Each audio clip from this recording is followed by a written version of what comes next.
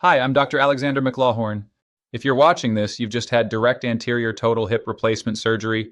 Congratulations on taking this step toward restoring your mobility and quality of life.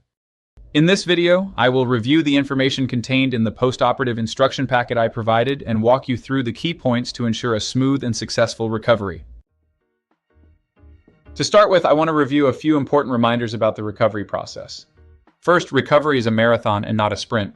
View the surgery as an investment in the rest of your life, and this short period of convalescence will benefit you in the long run. Second, full recovery takes at least 1 year. Many patients even see improvements in the function of their new prosthetic joints beyond the first year after surgery. Third, while every patient is unique and recoveries can differ, following my guidelines will help ensure your uneventful recovery. My instructions have been honed and crafted from my experience with thousands of joint replacement patients, and what has worked and what has not.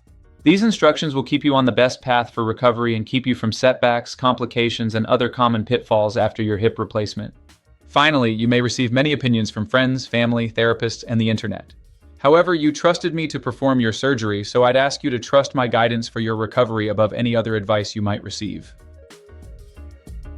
My office is your first point of contact for any issues with your new joint replacement. For most issues, please call during regular business hours. Emergency coverage is available after hours and over weekends. Your first post-operative appointment with X-rays has been made for you at approximately 6 weeks after surgery. The specific date and time is in your packet and Epic MyChart. My instructions supersede all others you may receive, including those from the hospital. While brief showering is permitted after 72 hours, keep your wound otherwise clean and dry at all times. Do not soak or submerge your wound during the first 6 weeks after surgery. Don't do too much. Too much activity can cause setbacks or even damage your new hip. Stay in or around your home for the first 2 weeks.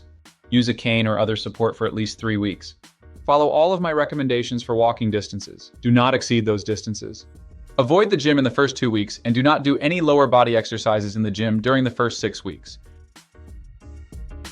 Walking is your primary exercise for recovery.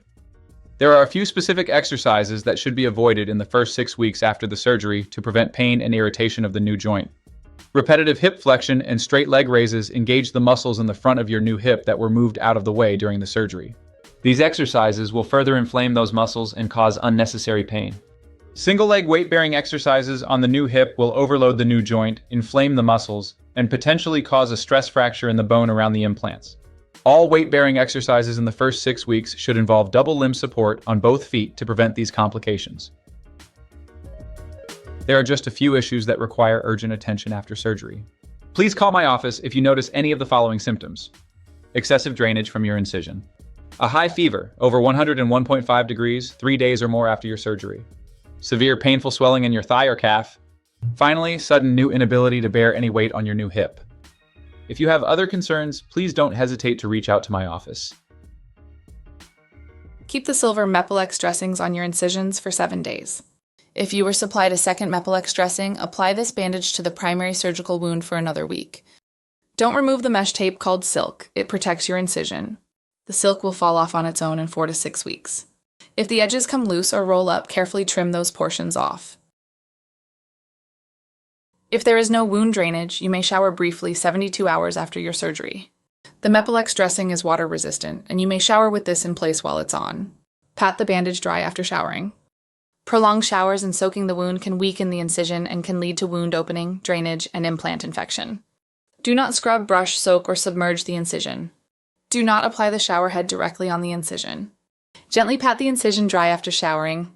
Do not apply any lotions, oils, ointments, or other products to the incision until instructed to do so. You've been prescribed a blood thinner to prevent blood clots after surgery, typically either aspirin or Eliquis. This is one of the essential medications you must take after surgery. Take this medicine exactly as directed. Keep your legs moving and elevate them at least 3 times a day to reduce swelling.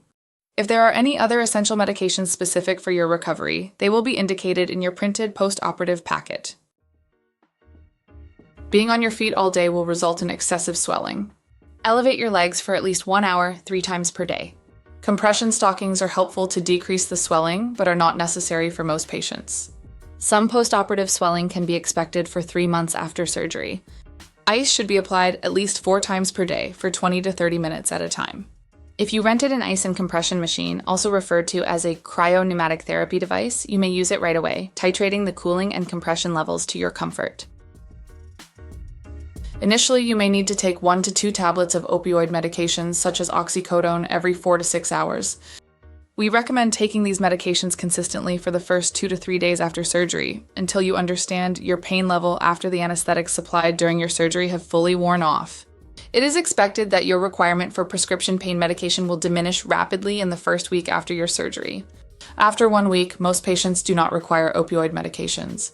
Many patients can manage their pain with Tylenol, prescription anti-inflammatories such as meloxicam, and other over-the-counter medications at this point. If you happen to have an ongoing need for opioid medication, that's okay. Please call the office to discuss your needs. Please do not wait until your medication runs out to call, as this may delay obtaining a refill. Remember, hip replacement surgery is a significant operation. After you recover, we want you to be as active as you like. However, first you need to give your new hip time to heal. In the first 6 weeks, avoid strenuous activities such as walking long distances and lots of stair climbing. Doing too much will cause unnecessary pain.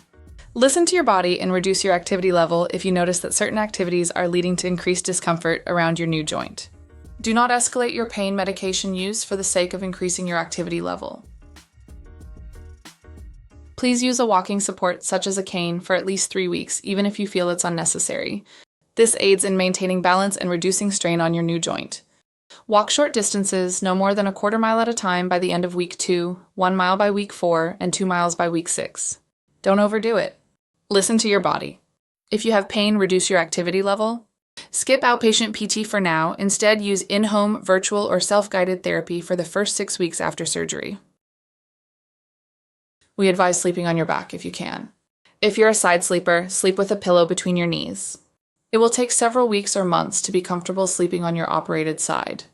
Avoid exercises that put too much strain on your hip, like straight leg raises or repetitive hip flexion. Finally, avoid the combination of hip extension with external rotation to prevent hip dislocation. Patients return to driving between 2 and 4 weeks after surgery, depending on the laterality of the surgery, 2 weeks for left-sided surgery, and 4 weeks for right-sided surgery. There are 3 primary criteria that must be met before driving again. 1. You need to be off opioid pain medications. 2. You need to be able to get in and out of the driver's seat comfortably. And 3. You must have regained your normal reflexes in your right foot, the one you use for braking. Safe return to driving depends on return of a normal brake reaction time. That is, your ability to quickly move your braking foot from the accelerator pedal to the brake pedal.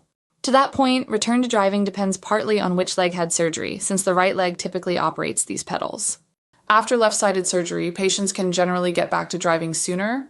We strongly recommend testing yourself with another licensed driver in an empty parking lot or quiet street first to check your reflexes, moving your right foot from pedal to pedal.